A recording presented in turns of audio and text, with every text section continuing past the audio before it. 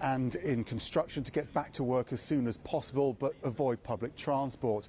Then that goes into the second phase, potentially, where schools and shops could start reopening next month, and then potentially in July, hospitality could open as well. But this is all conditional on the infection rate in the UK staying down. If that starts rising again, then they'll slow that whole timetable down, Boris Johnson says.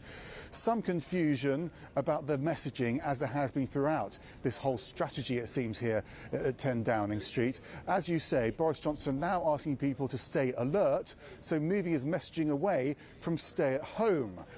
Have a listen to this part of the address that he gave last hour, Frederica. And thanks to you, we've protected our NHS and saved many thousands of lives. And so I know, you know, that it would be madness now to throw away that achievement by allowing a second spike. We must stay alert. We must continue to control the virus and save lives. And yet we must also recognise that this campaign against the virus has come at colossal cost to our way of life.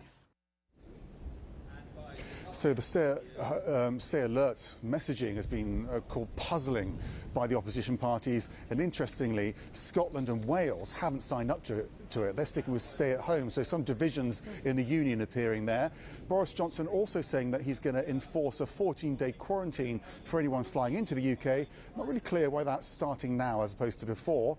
France, though, will be exempt, and interestingly, that followed a call with President Emmanuel Macron of France tonight. He said any quarantines would have to be reciprocal, and it seems as though Boris Johnson backed down with that, because it would have meant a day trip to France, which people do in the UK, would mean 28 days quarantine, Frederica, which didn't seem palatable to the French